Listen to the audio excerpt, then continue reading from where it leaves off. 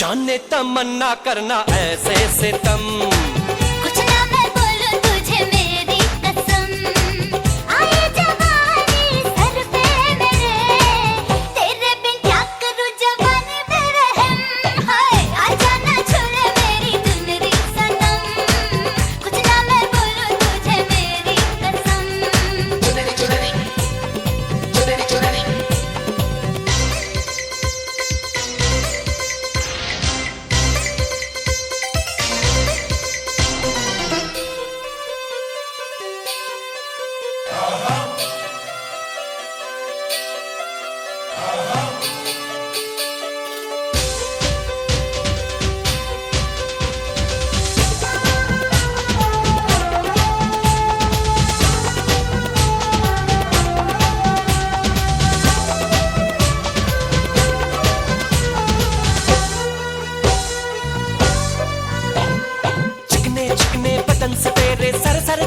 Sir के ऐसा लगे कि बिन बादल अंबर पे बिजली कड़के। चुनरी चुनरी चुनरी चुनरी ये करता है ये बिजली मैं तुझ पे आज गिराऊं, तुझको भर लो काहों में ये चुनरी तुझे उड़ाऊं। बढ़ता ही जाए दर्द होना खत्म। कुछ ना मैं बोलूं तुझे मेरी कसम, ओ ये जवानी सर पे मेरे, तेरे बिन क्या करूं जवानी पे रहम। हाय हाय आजा ना छुले मेरी चुनरी सनम, कुछ ना मैं बोलूं तुझे मेरी कसम, आए जवानी सर पे मेरे, तेरे बिन क्या करूं जवानी पे रहम। हाय आजा ना छुले मेरी चुनरी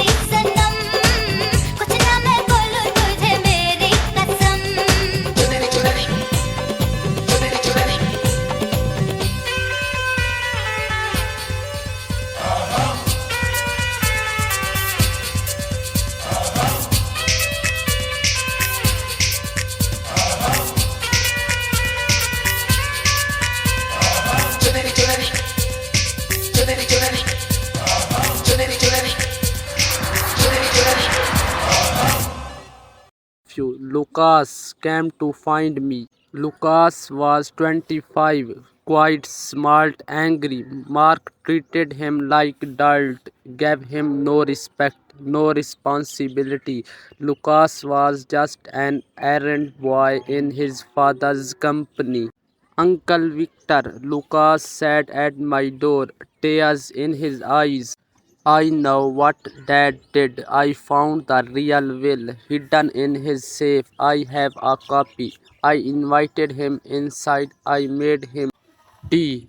Then I told him my secret. For 2 years, I was not hiding. I was collecting evidence.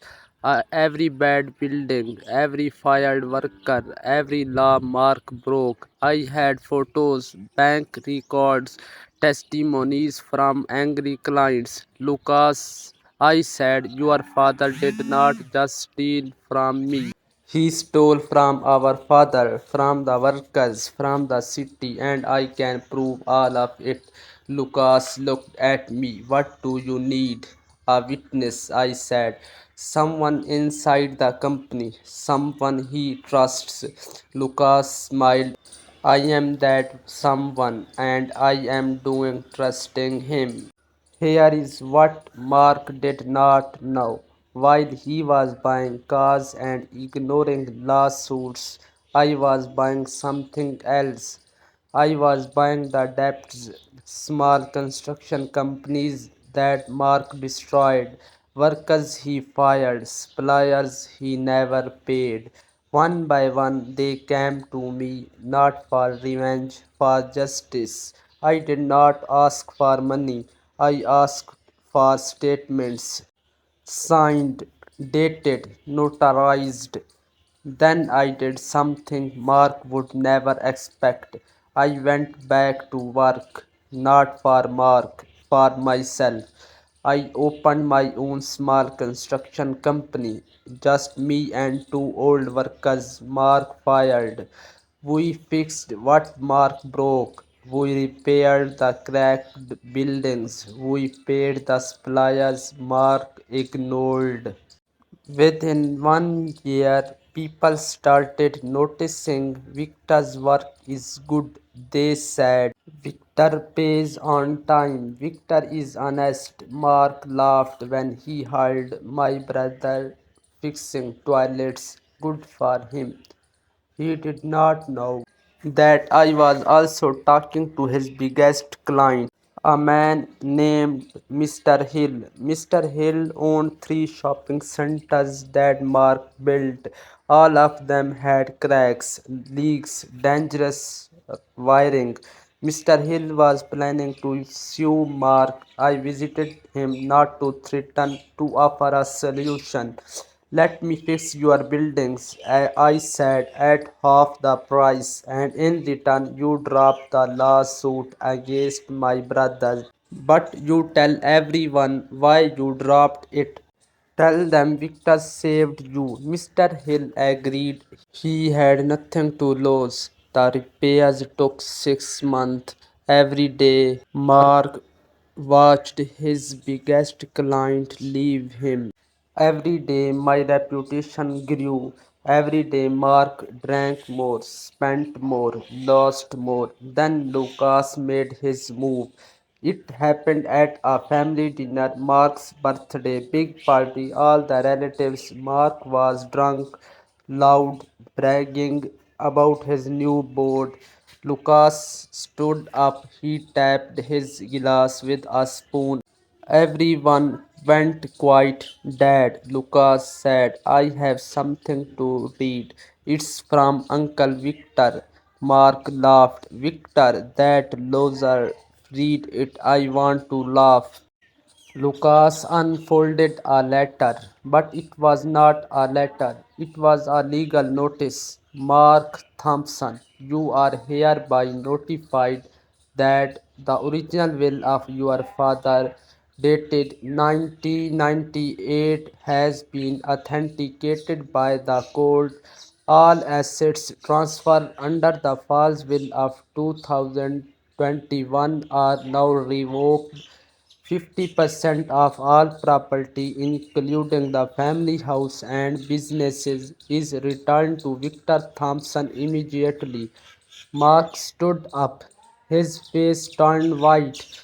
That's fake. That will is fake. Lucas pulled out his phone. He played a recording, Mark's voice, saying the words, pay the lawyer to change the date. My brother is too stupid to check. The room went silent. Mark's new wife grabbed her purse and left. His business partner shook his head and walked out. His friend looked at the floor. I was standing at the door, calm, clean, dressed in a simple jacket, no anger on my face. You planned this, Mark whispered. No, I said. I waited. There is a difference. The court gave me back everything, the house, half the company, father's watch, father's ring. I did not take the jacket. It smelled like Mark's cheap cologne. I sold my half of the company to Lucas for $1. Lucas is now the owner. He reopened the old work sites. He rehired the fired worker. He is young, honest, smart, everything Mark was not. Mark lost everything. His wife divorced him. His friend stopped calling. His health failed. Too much drinking, too much stress. He lives in a small rental now, alone. He called me once last month at 3 a.m., drunk, crying. Victor, he said, I am your brother. Help me. I listened. I said nothing for a long time. Then I spoke. You told me to fix toasters, Mark. So fix your own life. I hung up. I did not block his number. I want him to know I am here, healthy, happy in Father's house with Father's name. And he is not welcome. Lucas visit me every Sunday. We eat bread, we hammer nails, we build things, small things, build houses, shelves, memories. Sometimes Lucas asks, are you happy, Uncle Victor? I look at my hands, the same hands that built our father's dream, still strong, still working. I am not happy. I say, I am satisfied. Happiness ends, satisfaction lasts forever, and that's how he taught them a lesson they had never forget. Real revenge is not destruction. Real revenge is building something so strong that person who broke you has to watch you stand on it every single day, knowing they will never touch the ground you walk on again.